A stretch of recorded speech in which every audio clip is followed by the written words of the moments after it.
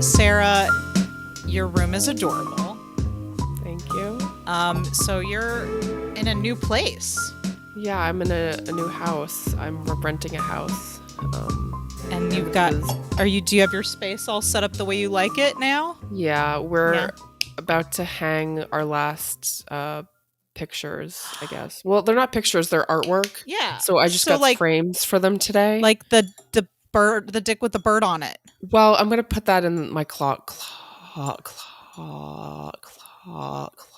actually. Oh, so it's not going up on the wall. Yeah, it's just too big and it's too aggressive. Explicit. It's too aggressive. I don't want to look at it every day. Oh, well, maybe one day when we have like an actual studio space, if you want, I'd be honored to hang your dick on the wall.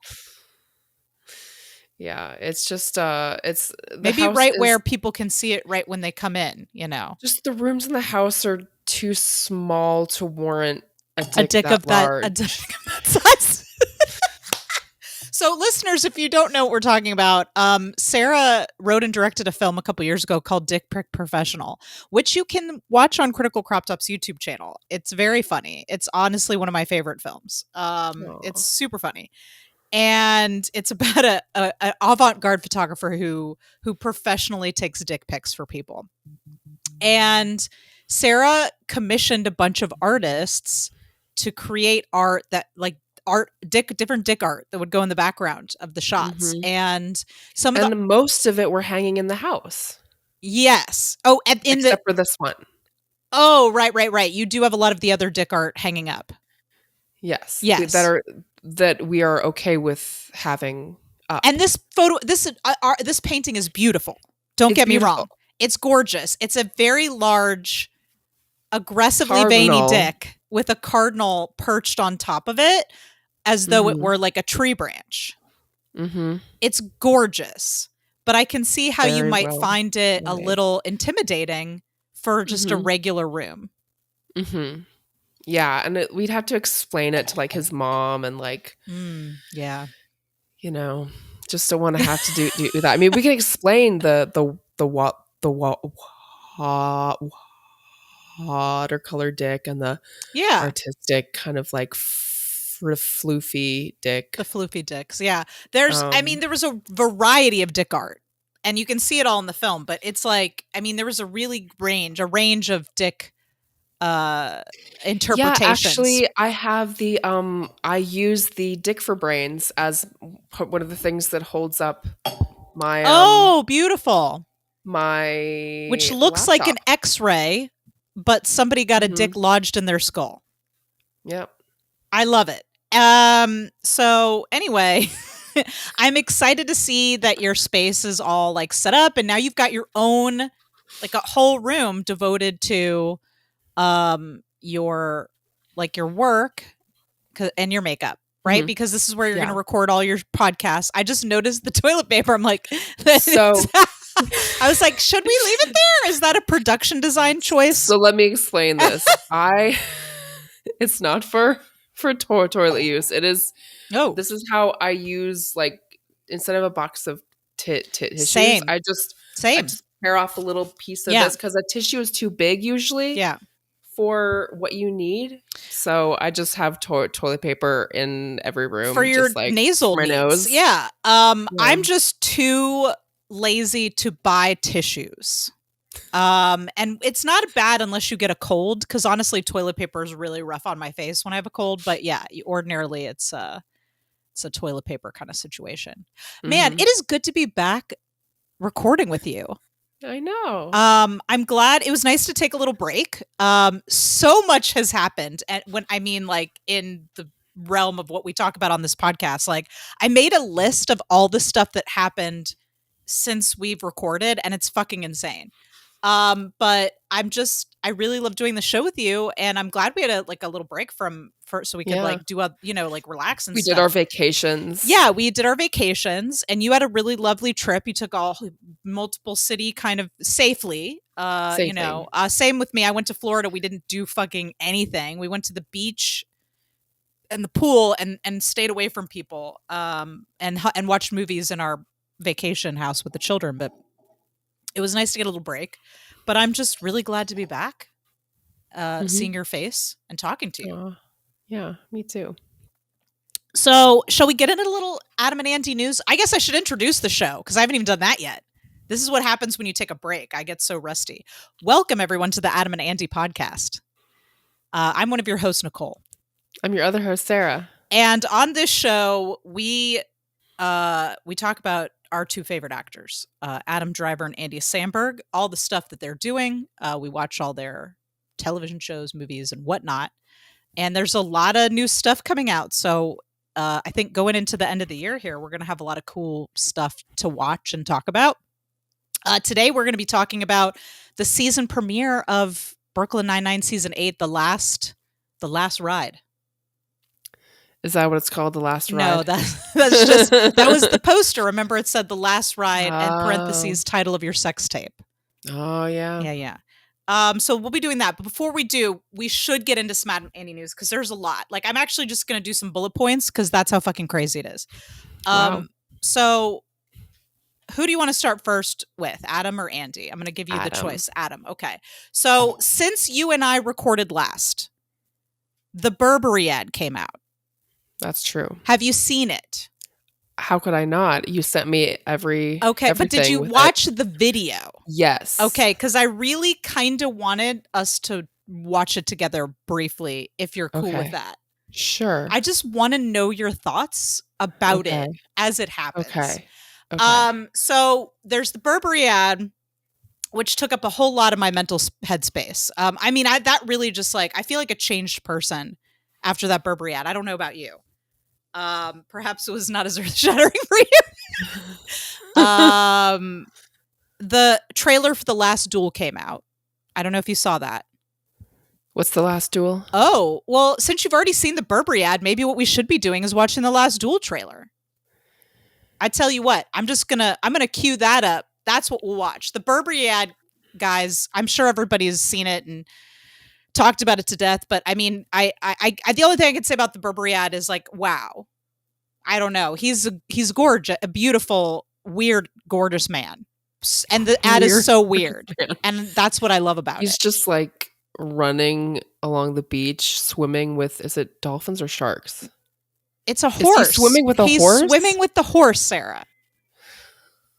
And it's his muscles and refracting in through water. It's crazy. And then he kind of turns into a horse at the end, maybe like a half man, half horse. Sarah, did you watch? Remember that? I did, but I don't remember a half man, half horse. I mean, it's I think an implied centaur transformation at the end for sure. Anyway, the Burberry ad is that what happens to you when you wear Burberry? I think so. I think that the moment you listeners tweeted us at Adam Andy Pod. I know a lot of you guys bought the Burberry Hero scent, which is unisex, by the way. Is that what it's called? Burberry Hero? Burberry Hero. Yeah, that's the brand. Unisex? Mm-hmm. Interesting. And a lot of people bought the scent, or there's also a body wash if you want to just suds up.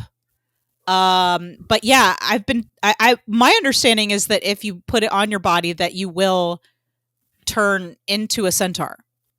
I mean, that's my understanding.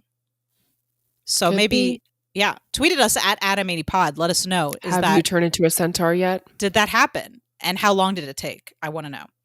So The Last Duel, we'll talk about The Last Duel. I don't think I'm going to say anything because I'm just going to show you the trailer and then we'll respond to it. The trailer for House of Gucci came out. Did you watch that? That I figured you watched because we did talk about that a lot over text. Wow. I am so I'm excited about The Last Duel. But I have to tell you what I'm really hyped for. I was super hyped for Annette. We'll talk about that in a minute too. I was super hyped for Annette. I was listening to the fucking soundtrack for weeks before it came out. She was texting me while I was on vacation, when are you coming back? I made Sarah make a date with me. I guess we're talking about Annette, so we'll do that for a second. I made Sarah make a date with me when, so I could buy tickets while she was still on vacation. I was like, please don't hate me, but I cannot sleep until I know when we're watching this movie. So we bought our tickets. We saw Annette in a theater. Mm-hmm. We're not going to talk about it today because we're going to talk about it. That's going to be our next episode. We're going to talk about Annette. By the way, Annette comes out on Amazon Prime tomorrow. Tomorrow, as of this recording, we're recording on Thursday, August 19th. By the time this podcast will come out next week, it'll have already been out, but it'll be released on Amazon Prime Friday the 20th, which for us is tomorrow. So I'll be watching it again because I feel like there's a lot to take in. And also, we record next Thursday or the Thursday after? Two Thursdays from now. Okay. Yeah, so there'll be a little bit of time. Hopefully that'll give some folks in some of the other, because it's out in the U.S., but it's not out in every country yet. So I hope that gives other listeners in other countries some time to catch up. But yeah, so Annette came out, the House of Gucci trailer. I am so hyped for House of Gucci. I don't know. What do you think, Sarah? Yeah, I think that this will be the first time that Adam Driver will be outacted. You think Gaga's going to outact him? I think so. Oh my God, Sarah, that's such a bold claim. In what way? Like dramatically, or just like dramatically? Just because we're her character is more. You think like she's going to draw focus? But also her character seems to be more dramatic than his character. Like his character seems more meek and a little more subdued. So I don't mean she'll be like a better actor. I just mean she'll like pull focus. Drama, him. Yeah. He's usually very dramatic. And that's true. His character looks like such a soft little cinnamon roll. Like I'm already like smitten with him. So I'm really excited about House of Gucci. I'm excited about the clothes. I'm excited about Gaga. It looks kind of campy. It seemed kind of campy to me. Yeah, the trailer had like a few like little weird, like it ended on a weird joke that I feel like it. Oh, Father, Son, and House of Gucci. Yeah, like I'm just like, is this supposed to be like? Is this supposed to be like a serious like crime drama? Like I hope not. Seems a little goofy. It seems a little trashy, and to be honest, I'm here for it. I'm here for the trash. But it's not like the people who made it to be trashy. It's like the characters are trashy, so like it's kind of like bracing it. Yeah. Yes. It seems like somebody took like the Real Housewives of Atlanta and then placed it in the 1970s and 80s with really high fashion, and they had like a super like high Hollywood budget to make everything look fabulous. That's sort of the vibe. Yeah. And totally. I'm into it. So I'm pretty hyped for that. Of course, Adam is still filming White Noise. That's what he's been doing. He basically like July was like the month of Adam Driver. He was like you couldn't blink without seeing Adam Driver on your eyelids in the month of July. He was everywhere, at least on my Twitter. Like it was like Burberry ad and the Cannes Film Festival and it came out, and then the Last Duel, and then and they were just like, it was like he was everywhere, and then he retreated back into his artist hole, and we haven't seen him since. Not even pictures from White Noise. So there hasn't been a whole lot of info there. There was an premiere in LA, but he was not there. So Simon and Marion Cotillard and the young girl who played Annette were there, but he was not there. That was recently. I think that was maybe last week. Or it could have been this week. Well, it must have been this week because I started seeing photos yesterday. But apparently he's in deep in the White Noise right now. Okay. So we'll get on to Andy in just a second. I love that you have no idea what the Last Duel is. So I'm gonna have we never talked about I mean, I've mentioned it. It is another Ridley Scott film. Okay. So here, I don't want to actually don't start playing yet. It's another Ridley Scott film. There it is in the chat, the link. It's a Ridley Scott film. So of course Ridley Scott also directed House of Gucci. Okay. But Last Duel started filming before the pandemic, and then they took a break during the pandemic and then started film. Then they had to finish it up. Remember when that photo came out where he had like the hood and the black mask, and everybody was drawing fan art of that? where it was like a paparazzi shot or something, and he had like the blast back on and he was looking very that was from the set of The Last Duel. That was him like coming from, I guess, his trailer or something to set. So that's where that photo came from. I'm not going to say anything about this other than it's based on a book, and the tone is very different from House of Gucci. Okay, so let's synchronize our watches, and we'll watch this together. And then I just want you, and then afterwards, I'd like to hear your thoughts about it. So are you at the beginning? I'm at the very beginning. Okay, 0. So let's go in 3, 2, 1. Here we go. It's very... There is only one question that very matters. Dramatic. Do you swear on your life that what you say is true? It's medieval as shit. My father told me my life would be blessed with good fortune. So Jodie Comer. Okay. From Killing Eve. I'm married. Matt Damon. And whatever that wig is. There's Adam. Whoa. That wig. And then was Judge Ben Affleck. Ben Affleck. The wigs. I gotta talk about these wigs. I say before all of you, I spoke the truth.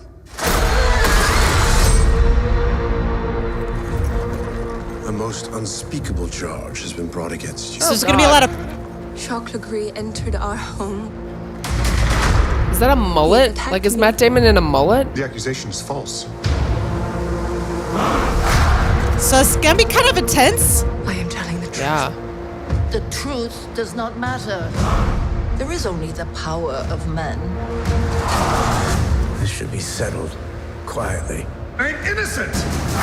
Is he? I request a duel to the death. Sarah, your face. Suffer dire consequences. One of us has lied. Let us let God decide. So then the big men are going to have a big fight to the death. I am risking my life for you. Oh, that mullet. My life No. So you can save your pride.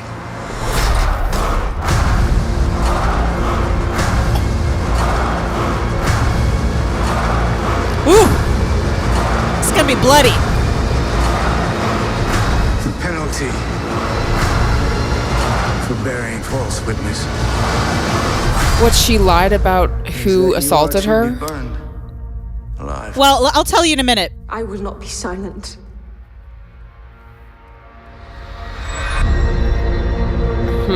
Yeah, please tell me.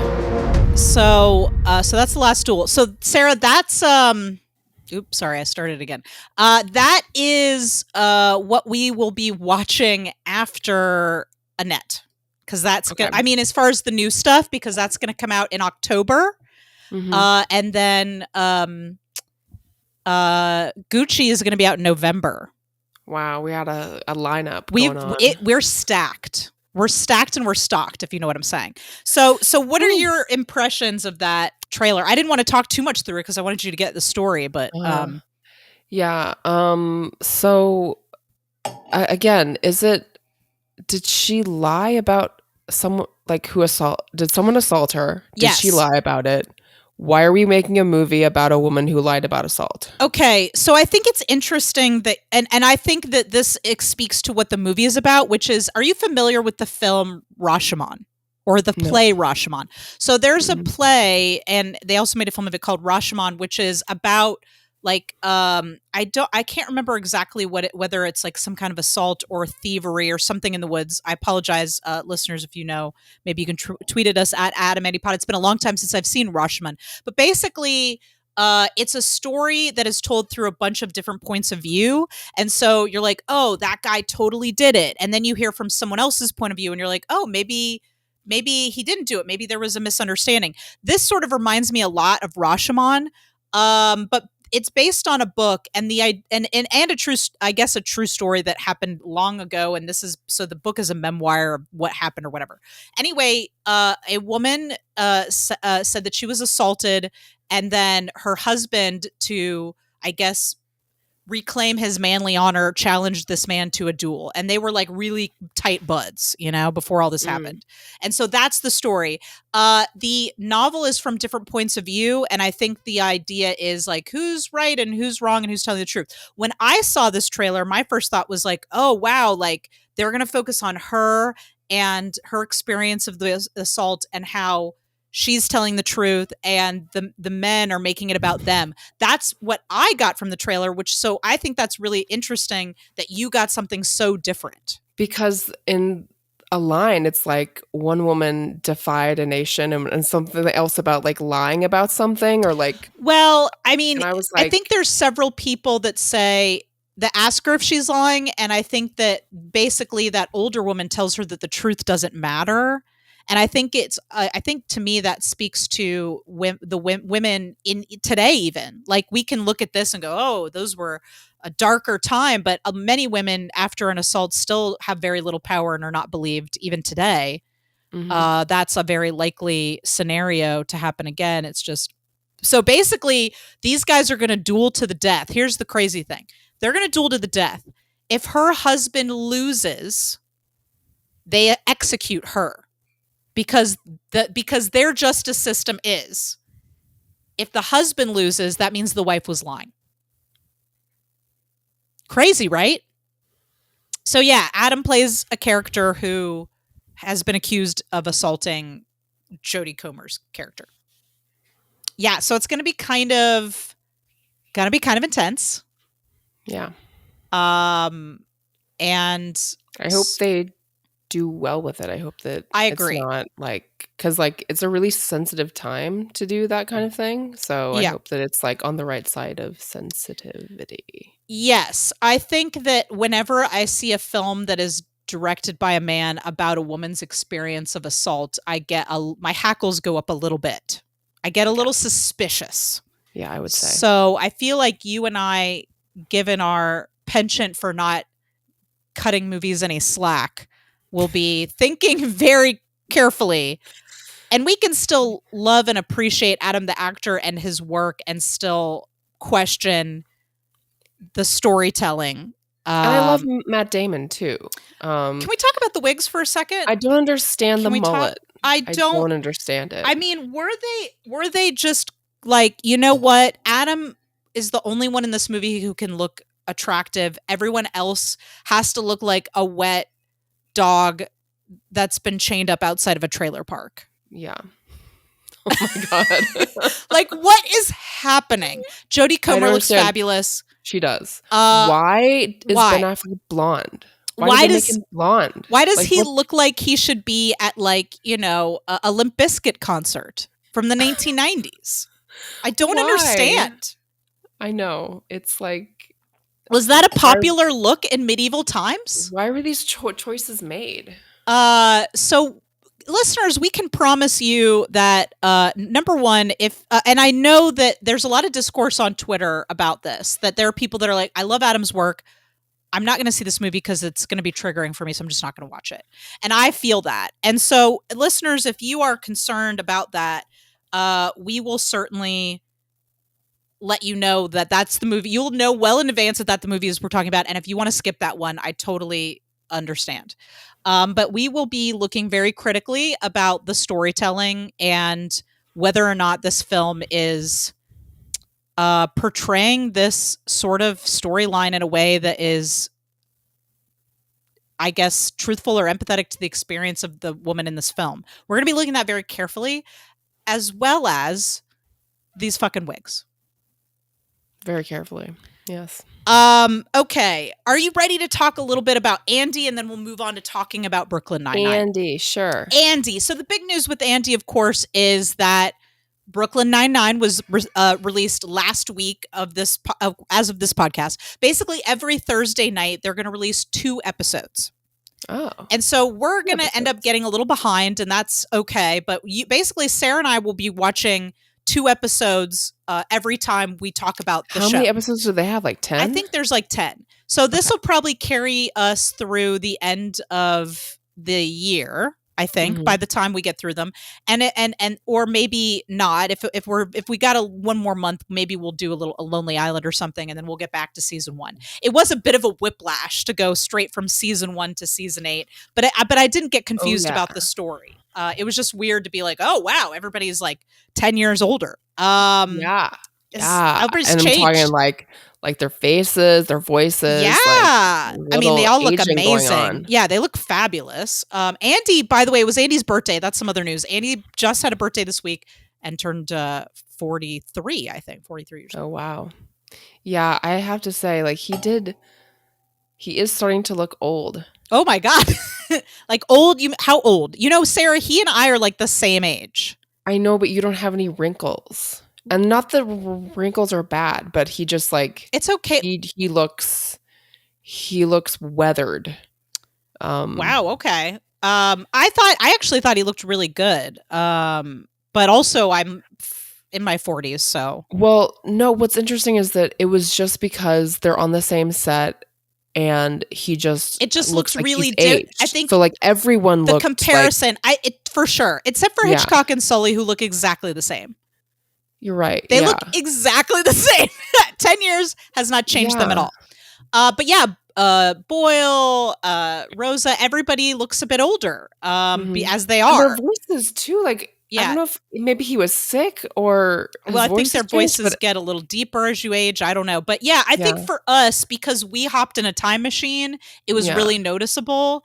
I certainly didn't notice it that much watching Palm Springs. No, which was made in the same like before, it was made like a year or 2 ago, so it's not like he's aged. Yeah, he didn't look old then. It was just I don't know. You just noticed it. I just noticed it. Yeah, probably. Yeah, for sure. So he just had a birthday. I'm sure he's really happy that we think that he looks very old. I don't think he looks very old. I just want to say that. I don't think he looks. I don't think he listens to this show. First of all, but I actually thought he looks very great. I think they all look great. But yes, there's certainly a noticeable difference because the show started in like 2012 or something. Yeah. I mean, the same thing happened with Friends. Like you go from season 1 to season 10. It's like, But also I wish people in Hollywood were allowed to get older. Like because it's like, I don't want to get too sidetracked, but if you look at the reunion for Friends, it's like those guys are a lot older.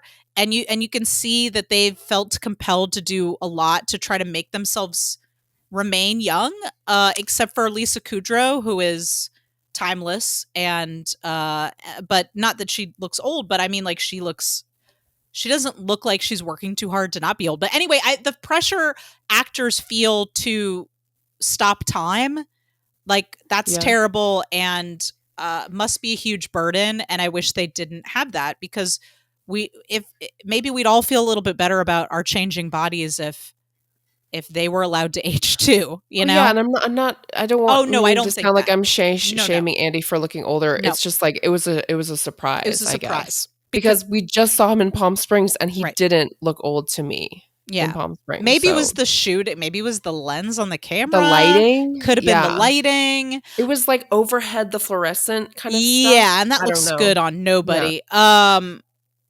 Anyway, so Brooklyn Nine-Nine is out. 2 new episodes every week. I wanted to read you a quote from Andy about his feelings about the show ending. So he says, as it got towards the end, it got really emotionally rough because we all realized it was truly ending and we all love each other and have been spending all that time together for 8 years. There was a lot of crying at the wrong times. There are scenes where you could argue like you should cry. And then there's other stuff where it's like, I just fell out and I'd be like, I just realized this is the last time Terry's going to say he loves yogurt. And that's just like, that really touched me. And the last time Amy's going to say, or not Amy, I guess they stopped doing the sex tape thing. I bet you it'll come up. I bet we're going to get all the greatest hits this season. That's what I'm expecting.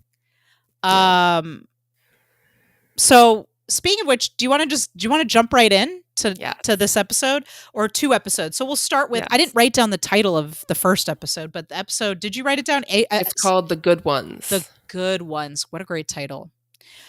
Wow.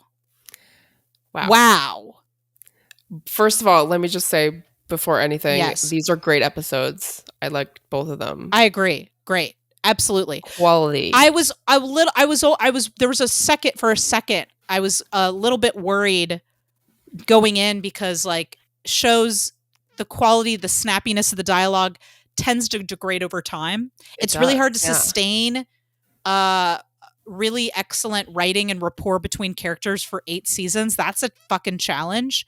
But they did. And they did. I mean, it's funny. It was smart. Really, like, okay, for like, so when the episode started, I guess we should talk about what it's about. Yeah. So it's about basically the idea of being a cop, and so the good ones basically means like good cops, bad cops. You know, like, I mean, it's about the characters in Brooklyn Nine-Nine, and I think the show as a whole, reflecting on police brutality. And generally, they kind of gave us a chance to kind of catch us up on where everybody is dealing with everything that happened in 2020. They start in 2020 with everybody wearing masks. And doing the COVID high five. The COVID high fives. So funny. Loved it. Great cold open. Yeah. And then Rosa says she's going to quit because, well, we don't find out right away why. But pretty quickly we find out that Rosa quit because after George Floyd's death, she was like, I can't be part of the system anymore. I can't be part of it. And so she goes to be a private investigator. And Jake has a lot of feelings about that. Yeah. So the episode is about that. I think that's the A story. But then you've got a lot of other little stories, like Boyle is now is like woke Boyle. And he's trying to like be a good white guy. And Terry's like, you're fucking getting on my nerves. What's so funny is at the start of the episode, when all of the stories began, I was like, this is just like, you know, this feels like some white writers got, you know, guilty and wanted to write about, I see, and make themselves appear woke. But then as it went on, it was like, oh wow, it got really smart, really good, really smart. Yeah, because it's not even about, because at first you think it's about everybody dealing with that, but what it's really, a lot of it, I mean, and it is, but it's also the title really says it all. It's about how white people feel like, I'm not part of the problem. And Jake feels like, I'm a good cop, I'm not part of the problem.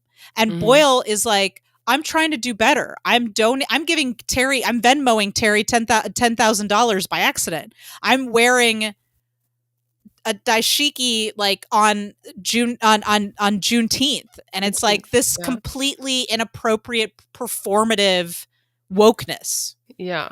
But it's not like it's all about the white people's experience, right? Yeah. Rosa at one point so just to also get back to the A story here. So Rosa ends up with this case that she's handling privately, a woman who was assaulted by police officers, and Rosa's trying to help her out and get her some justice. And Jake's like, let me help you out. That I know the captain in that precinct. I can help get you further along. And she's like, well, we don't really want to work within the system. And so Jake is trying to prove to her that the system still works, I think. I mean, he pretty much says that. And it doesn't go well. So the first thing that happens, they try to go interview the rookie officer who was there. They're stopped at the door by, what is his name? I don't remember that actor's name. He's on He's Scrubs. so good. He's so funny. And he was playing this dickish, overly patriotic lawyer so perfectly. Oh man, who like loves 3 things. It was Cops, his mother, and Billy Joel. Oh, also, I'm sorry, I just want to get back to Charles for a second. Do you remember the podcast he's listening to in the cold open, or maybe it was in the cold open, is in the second scene? Two wrongs make a white. Yes. I wish I could go. I wish I could be a fly on the wall in the writers' room. Joke. Yeah. To hear all the other ideas they had for podcasts for that. That was a great one though. I almost wrote that down. I was like, I don't know if we're gonna read each other jokes, but like that was a good one. Oh my God. I actually wrote down a lot of my favorite jokes. Anyway, so they get stopped by the lawyer guy. They can't interview the rookie cop. Basically the captain says, if you can prove that what happened, then I'll help you out. Mm-hmm. So the next thing Jake's idea is then that they go and interview other people in the neighborhood to see if anyone saw anything. And then you get this awesome montage of people basically saying, "Fuck off, pig." Yeah. Which I thought was also very funny. And Rose is just standing there like, "Told ya." Yeah, exactly. And then they get into a fight. And this was the first moment in the episode where I started to set up and go, this is no ordinary episode of Brooklyn Nine-Nine. It reminded me a lot, and I don't know if you've seen this episode yet, but we'll come to it when we get there. But there's an episode where Terry is harassed in his own neighborhood by a cop he's basically being racially profiled in his own neighborhood. And he's like, I live here. And the guy's like, what are you doing in this neighborhood? And he's like, I'm a cop. And like he gets like, it's a very traumatic event for him. And the episode really, I was like, wow, like that's pretty deep for a sitcom. This, I think, took it a bit further as it needed to. I mean, it's a show about cops. How could it not? But Rosa's speech, or I don't want to call it a speech, but Rosa's sort of expressing to Jake, like, I can't be part of the system anymore because it hurts people that look like me, and you are just here trying to make yourself feel better. Yeah. That's the whole reason you're trying to help me, and that's not, I don't want anything to do with that. Yeah. And that was really like, I was like, wow, like I really felt that deeply. Anyway, so then Rosa kind of goes off on her own. Also, we didn't really mention this, but the other couple B stories is that Amy, all the B stories were really good too. Amy feels like now that she's back from maternity leave, Holt makes small talk with her, and she's worried that their work friendship is as distance between it because she hasn't been at work. And so she borrows this sex book from Terry to try to do all these relationship exercises. Relationship sex book. Yeah. Oh my God, that was so funny. And we'll get back to that because that story had an unexpected turn that I did not see coming at the end there. And then also Scully's retired, so now we're only seeing him on an iPad. How did you feel about that? Scully, I mean, for both episodes, there's no Scully, just Hitchcock. And Scully's like on the iPad occasionally. I was never attached to those characters, so I miss Scully. I mean, I like that they're doing something new, but I was like, I hope they bring him back eventually. Like, they're not going to leave him on the iPad all season, are they? Because maybe he couldn't film with them because he's like compromised or something. Anyway, I hope that he does make it back into the show at some point. I do miss Hitchcock and Scully, but I guess the thing is what it does do, and we'll see this when we get to the second episode, is that it opens up Hitchcock to get more kind of like part of the group, I guess, instead of being on the outside. Also, there's a lot of good jokes.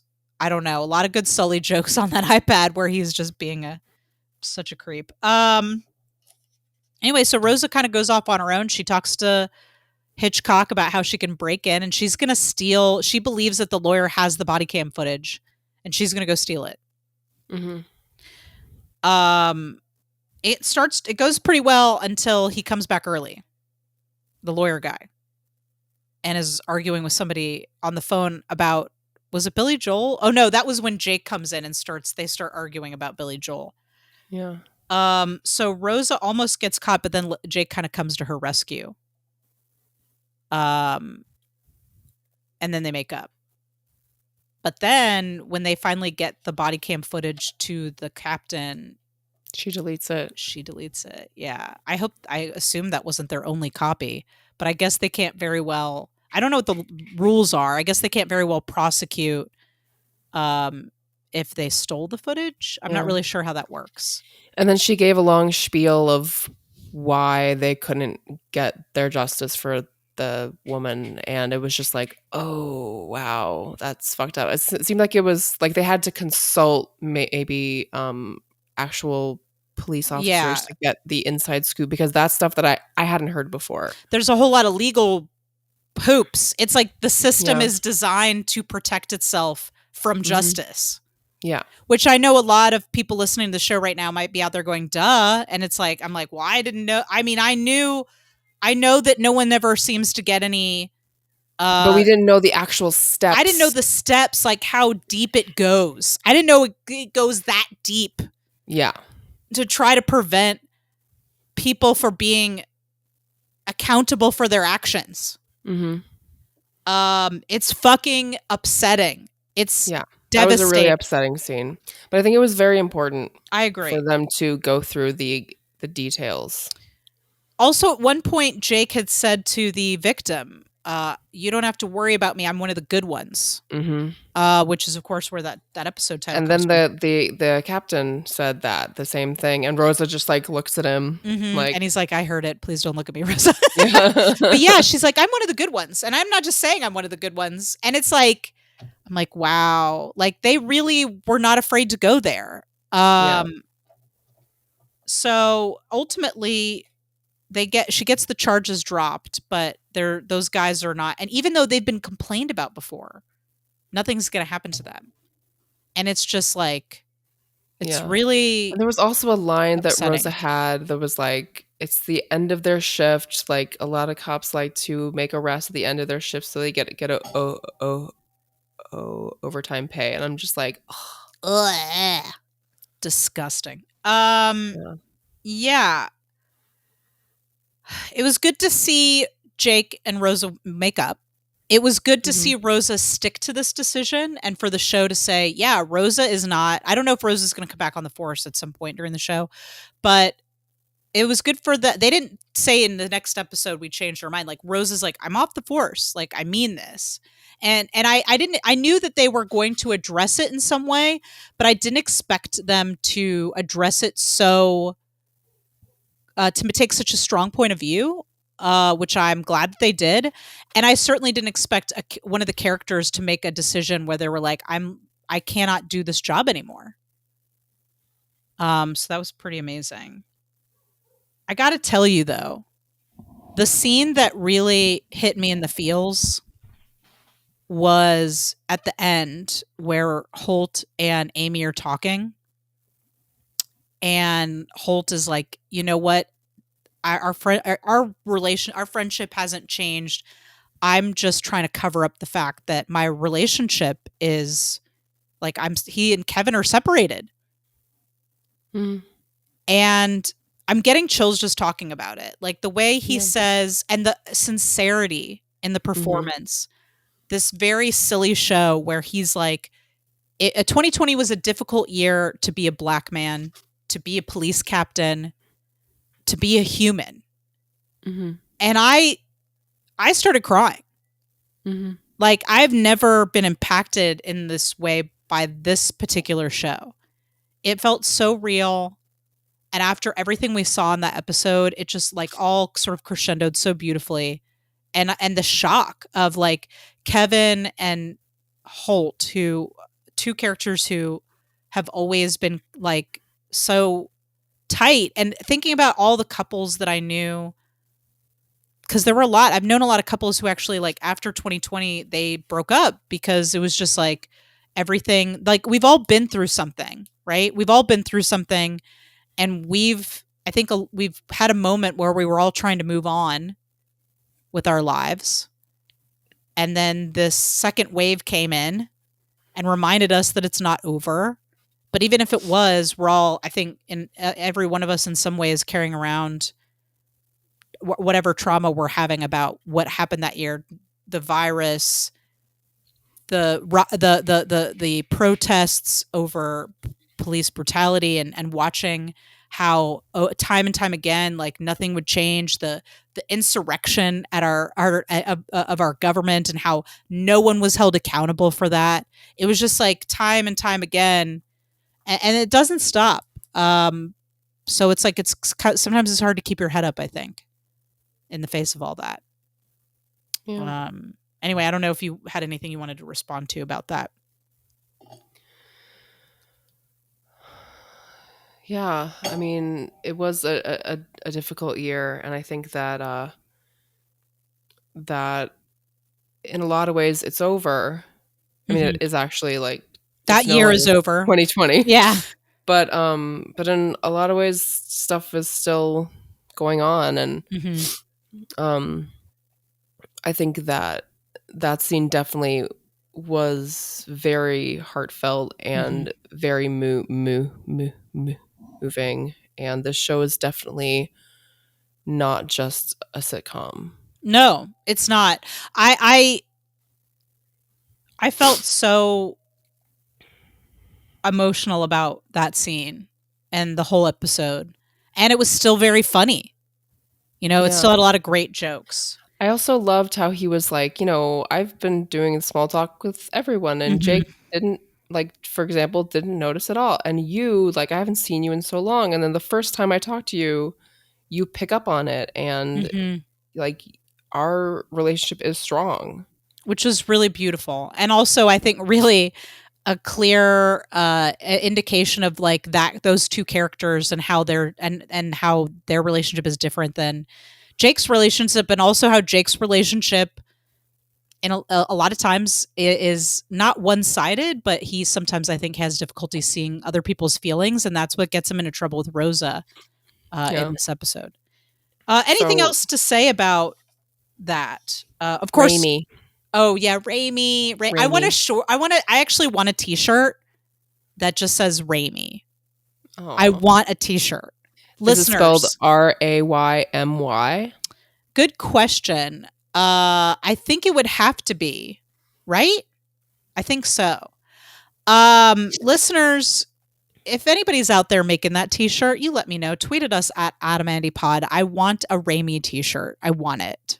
That's all I want. Anything else to say about this episode? I liked it a lot. God, it was so good. Thought it was very smart. Oh man. The next one is called The Lake House. So interestingly, I read, so there's been a lot of stuff on Twitter, people like sharing things, like some of the actors sharing things about as the show comes out, they're sharing bits and pieces of stuff. And I believe it was the actor who plays Rosa who said that the Lake House episode was a really good one to film for them because they were still early to coming back to filming, and they were still in the middle of a pandemic.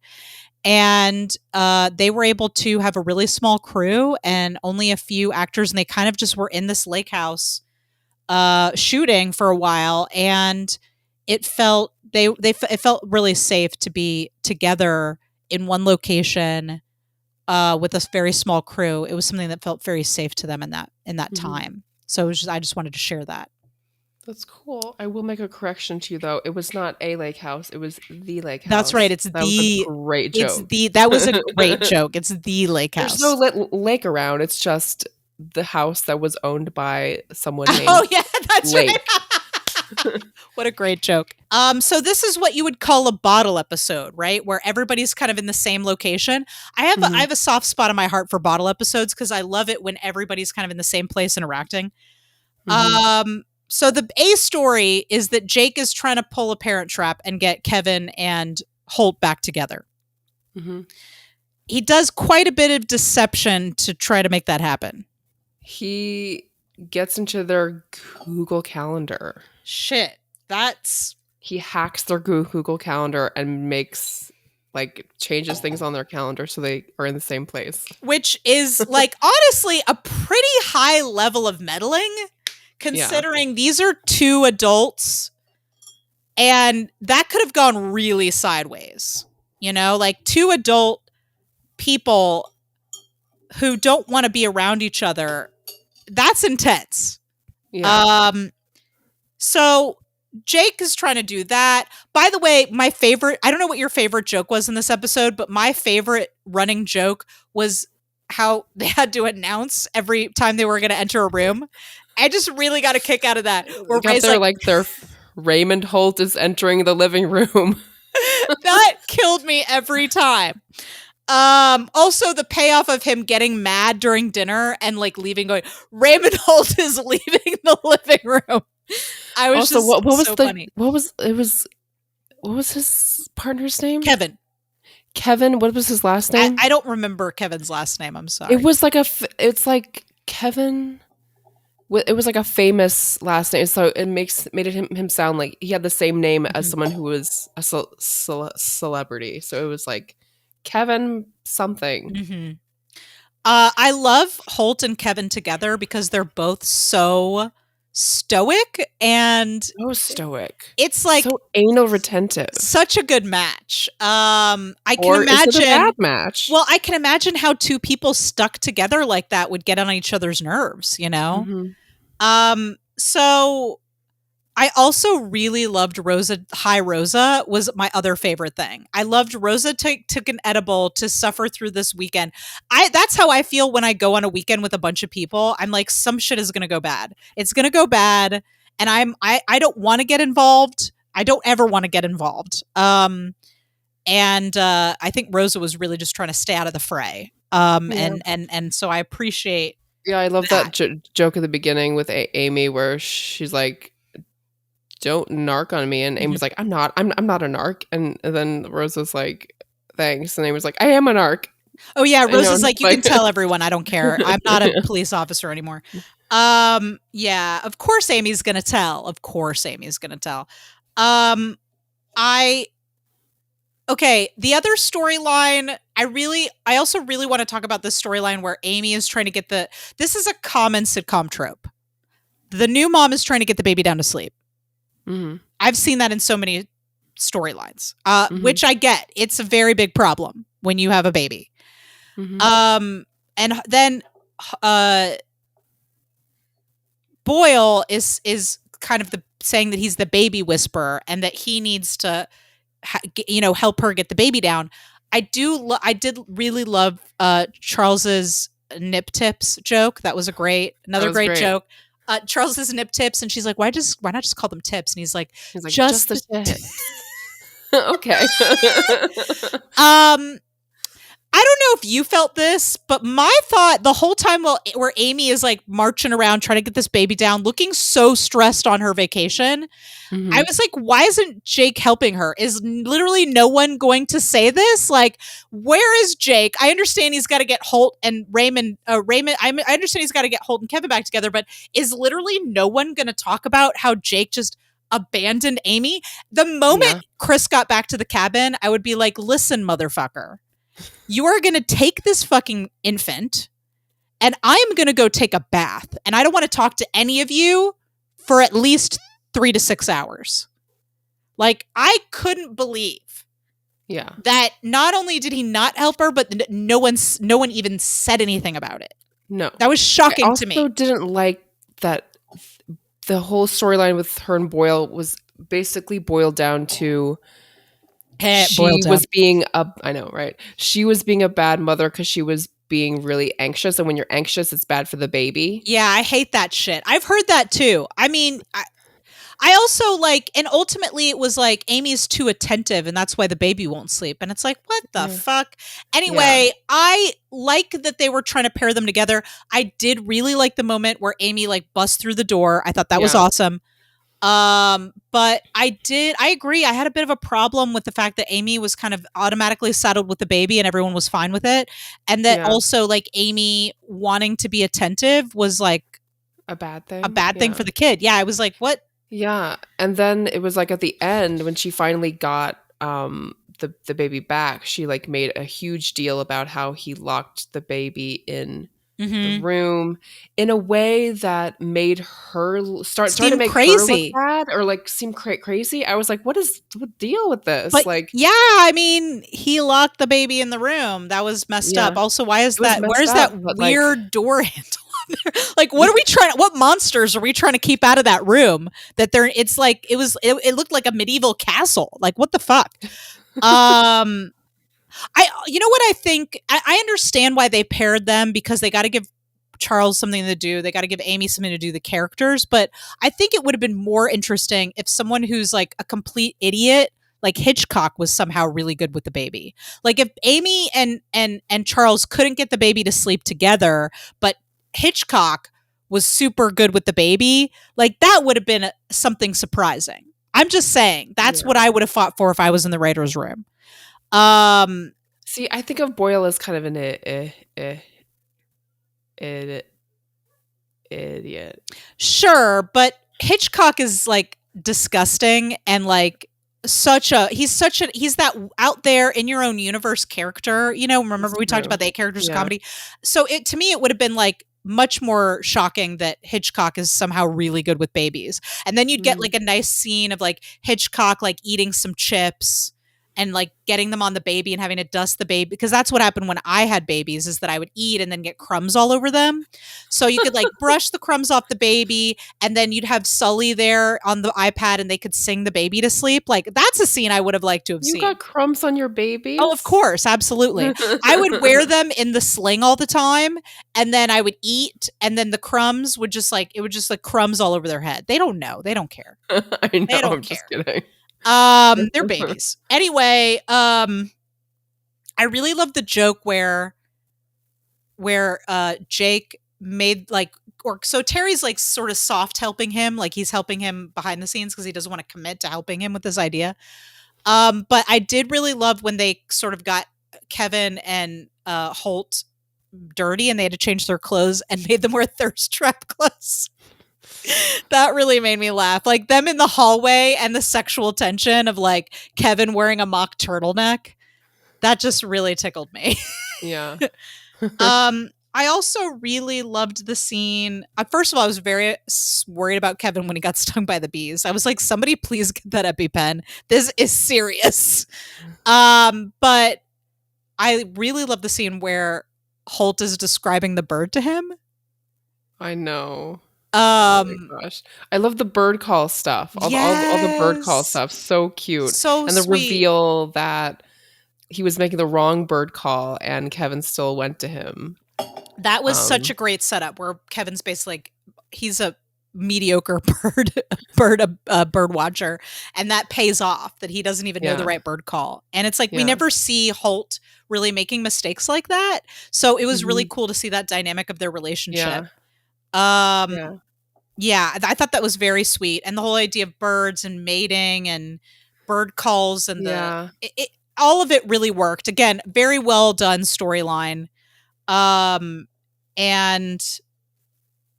I adored it. I loved him talking about the pantones because I know what those are. Do you know what those are?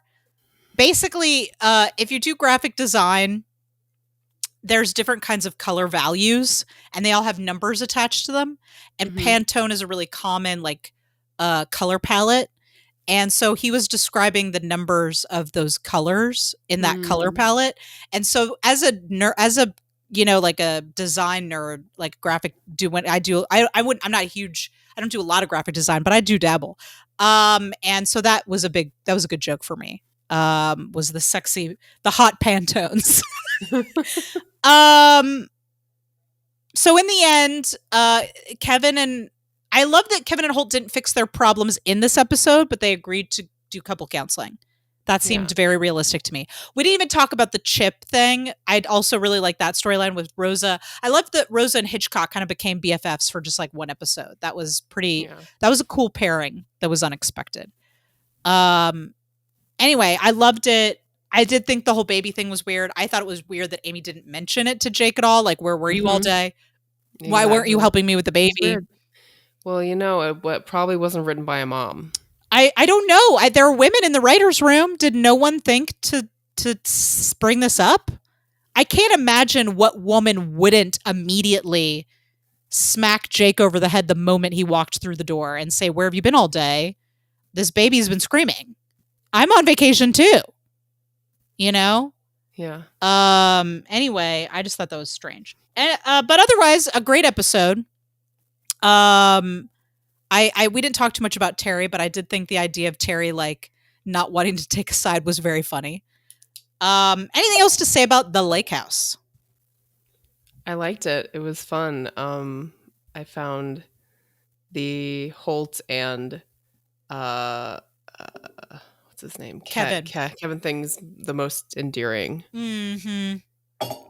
I really want them to work it out. I know. But I'm glad that the show wasn't like, we're going to use this as a plot device and then just wrap it up in one episode. I'm really glad. I hate the idea that the pandemic is the thing that could break people up. Like people who are good together, who work well together, like who matched together. Like, why would an event break you up? Like, it should be some deep stuff. I think that's the thing is that for a lot of couples, I'm very lucky that this was not the case for my relationship, but for a lot of couples, it's not just the pandemic, it's the trauma of everything. I think the whole experience was it changed our lives, and I think everybody dealt with it in different ways. And so I think that for a lot of people, maybe there were aspects of the relationship that weren't working already, and then when you add all that stress to it, it just kind of compounds it. But also just like sometimes we go through periods in our relationships where we're just not our best selves. And when we are experiencing trauma or depression or something, or things that are going on inside of us that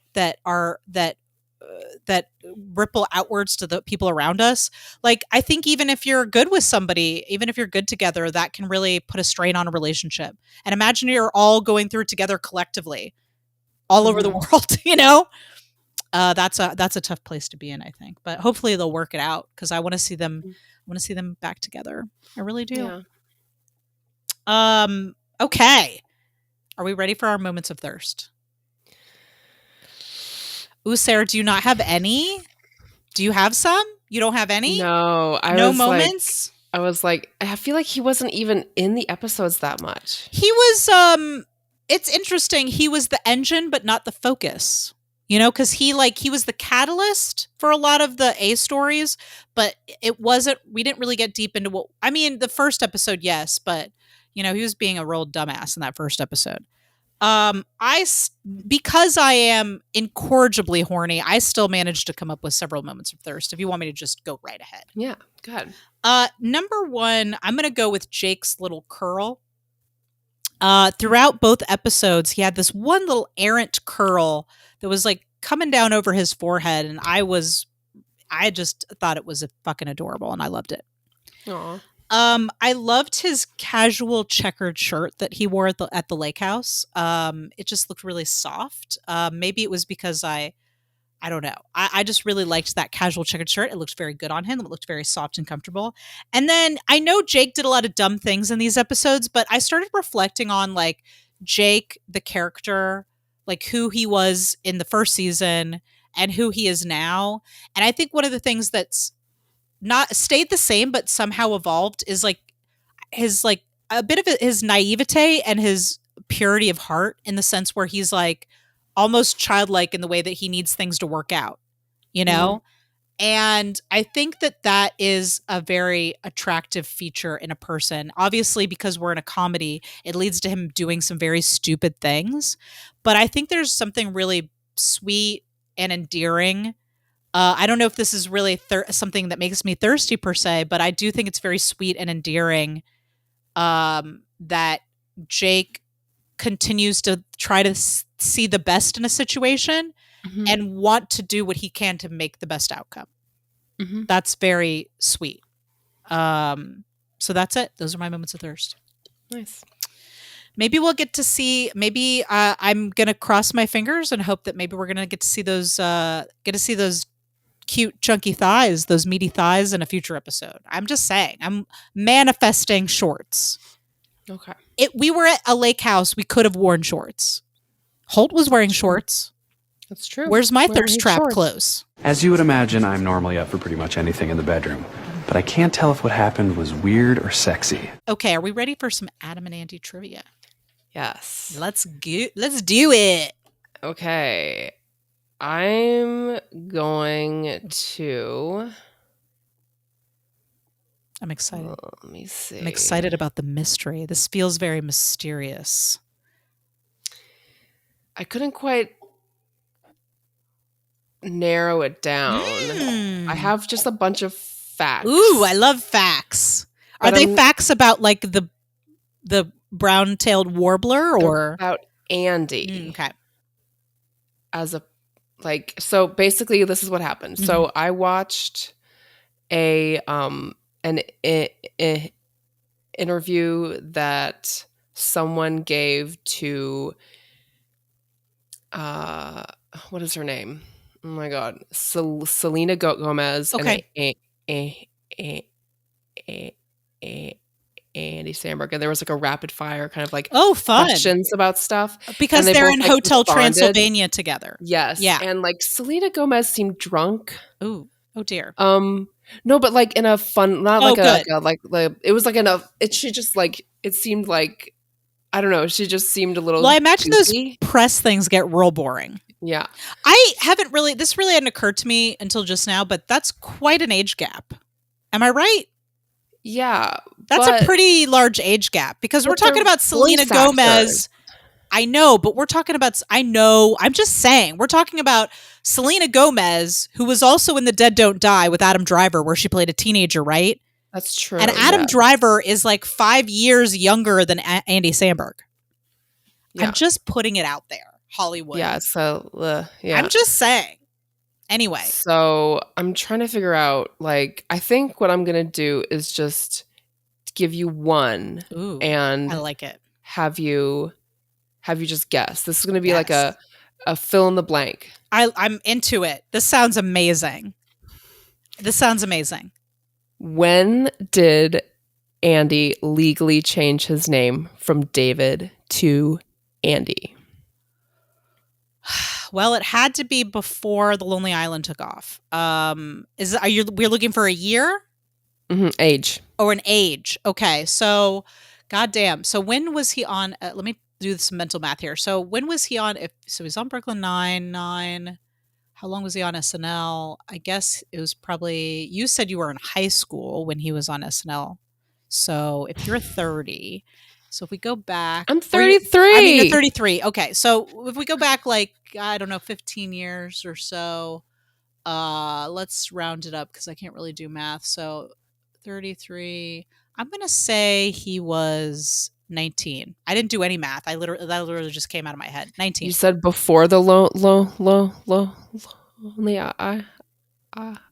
I would say before they became famous. Before they became famous, I think. So I'm going to go with 19. It was long before they became famous. It was long before they even met. He was 5. He was 5?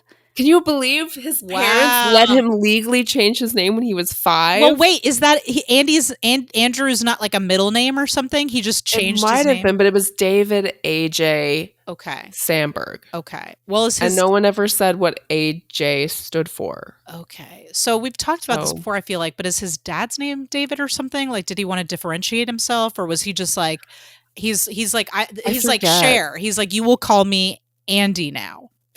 Also, I will say I wanted to go by Eric when I was 5. Okay. You'd make a great Eric. And it lasted a week. And my parents were like, yeah, it's good. You're 5. Your name is Sarah. So I'm just kind of like, why would his parents let him legally change his name then? I mean, I feel like if I let Elliot change his name, he would change it to Mr. Potato Head. Exactly. That's what I'm saying. You can't trust 5-year-olds. You can't. But I can. But maybe he was really adamant about it, and maybe it went on for a long time. I don't know. So that's legal though. Like he's legally changed, because I thought he was just going by Andy instead of David. Mm-mm. No. Wow. So David, he was just like, fuck this. Yeah, this is from multiple sources that he legally changed his name. That's fucking crazy. Good for. It seems to have worked for him. So. Here's some other hot facts that are not good enough for questions, but I just found them funny.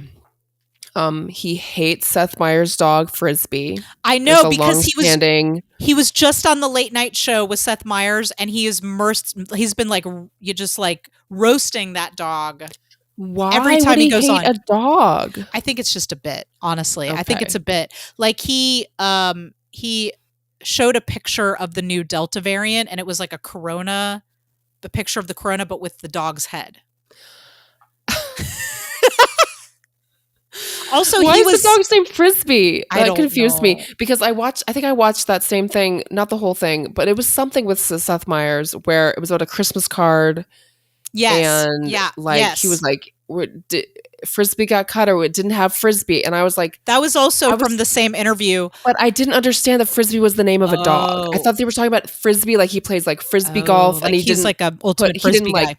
Exactly. And he didn't want to put that in the Christmas card. I was like, yeah, why does he put Frisbee golf in like every Christmas card? Like, that's kind of weird. Okay. So I think that story is that the bit for that story, I think, was that Seth Meyers sent out a Christmas card. Oh, I remember now. I was reading. Oh, no, I was watching the interview recently. On the interview, Andy said that they took all their Christmas cards last year and put them in a bag because they were afraid that they would have COVID on them. And so he read them all at once, like months later. But yeah, I guess like Seth had sent out a card with the dog on it, and Andy was like, I immediately threw it away. So I can't look at that dog. Yeah, that was Is it funny. A cute dog at least? I mean, he looks like one of those like tiny, like sort of chihuahua, not quite a chihuahua. You know what I mean? Like hairy but anxious. Those tiny, hairy, anxious dogs. I also don't like those dogs. So you're agree. I mean, I think, in the right light, maybe in a more flattering light. I mean, I'm sure it's a lovely, like sweet dog, but or not. I don't know. Those tiny dogs are kind of ruthless. Wow. Anything? Do you have any other facts? Let's see. His most prized possession is an animated cell of Princess Mononoke that his wife gave him. Wow. That's sweet. Yeah. That's very sweet. I mean, that's not funny. It's just like, that's it's just cute. Cool. I ship them. That's awesome. It had like, if I might send it to you just because like we were laughing about how like such a normal regular guy he seemed like, because like all of his responses were slightly boring, and like he rewatches South Park and like that kind of stuff, and just like a regular guy. So yeah. And Selena's responses were very odd, and she seems really quirky and goofy. And you know what? She's really young, and maybe like those press tours get real boring, and maybe she just was like, I gotta fuck with people today. I get that. Well, thank you, Sarah. That was amazing. What great pieces of trivia, and you really stumped me there. I really learned something new about Andy. So thank you. Oh, you look awesome. Come the fuck upstairs. Okay. But wait, I have to warn you about something. What? If you come up here, I'm gonna tie you to my bed and keep you for at least 3 days. I'm just in that kind of mood. So are we ready to talk about the next movie that we're going to be watching? Yes. We're not going to spin a wheel. There's really no reason to, because we're going to watch Annette, or we have watched Annette. We have watched Annette. We watched it, talk about it in a theater. So we saw it. It's coming out for us in our timeline tomorrow. So I'm going to watch it again. And there's so much to talk about. Like, so I've been thinking about this movie nonstop. Like it's been in hard not to talk to you about it. It's so hard. It's so hard not to talk to you about it. So I'm just going to, everybody knows Annette, but I'm just going to go ahead and read off the log line for everybody. A stand-up comedian and his opera singer wife have a 2-year-old daughter with a surprising gift. That's the log line from IMDb. She's a stand-up comedian. Right? He wouldn't be able, I don't think Henry McHenry would have been able to handle that if she had actually been a stand-up comedian that was more successful than him. I feel like that doesn't really encompass what the movie is about. But I love a movie that you really can't describe what it's about. If it's a good movie, like if it's incomprehensible, then that's not good. But like, I love that this movie is so weird that I feel like there's really no log line you could come up with to succinctly describe it. I think that does. You do? I think we'll discuss. I feel like it's about so much more than that. It's about so much more than that. And you know what, Sarah? I'm going to convince you that it is. All right. That's going to be my goal. I need to look up the good reviews of the movie to see what I might be. No, don't look up any reviews. I want you to come in with your own opinions. But I do think that you should watch it again because it's a lot to take in. And I do think, honestly, I mean, I was already hyped for it. And so I went in very excited to begin with. But I also went in having listened to the soundtrack before I saw the movie. And so I felt like there was a lot going on that I was able to feel a little bit more like connected to it because I had already listened to the music. And I was like, oh, okay, here's where this song comes in. But there were tons of songs in there that aren't on the soundtrack. So there was a lot of surprises too.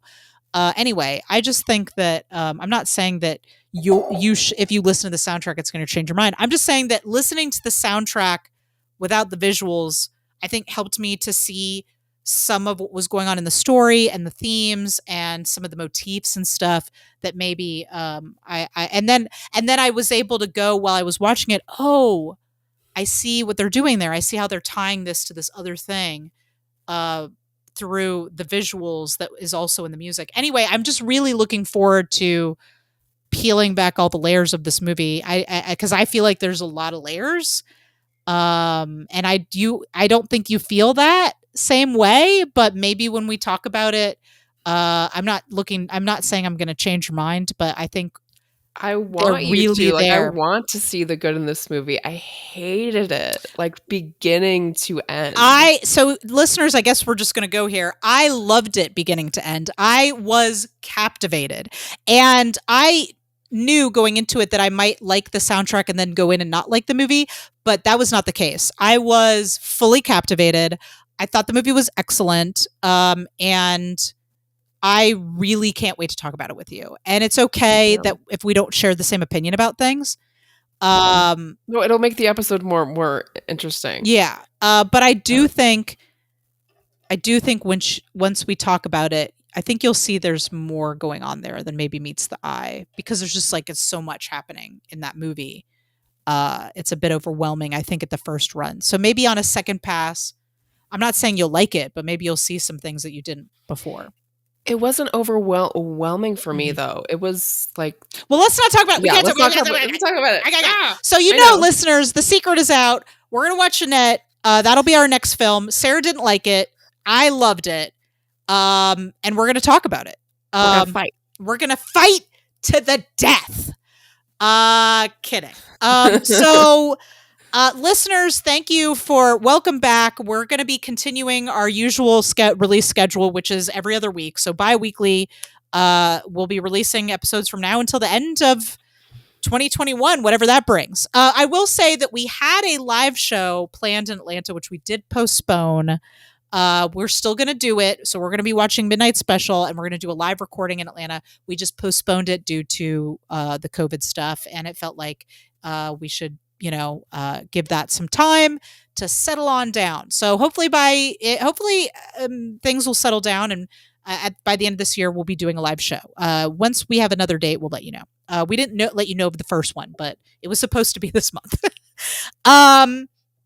Also, please reach out to us on social media. One of the most rewarding things for me about this podcast, besides getting to spend besides forcing Sarah to spend all this time with me, is to talk to you guys on social media about the movies and everything that's going on. So you can find us on Facebook and Instagram at Adam and Andy Podcast, or you can find us on Twitter at Adam Andy Pod. So tell us what you thought of the first 2 episodes, Brooklyn Nine-Nine. And I'm really super excited about talking about Annette. I can't wait. It's going to be so fucking great. Yeah.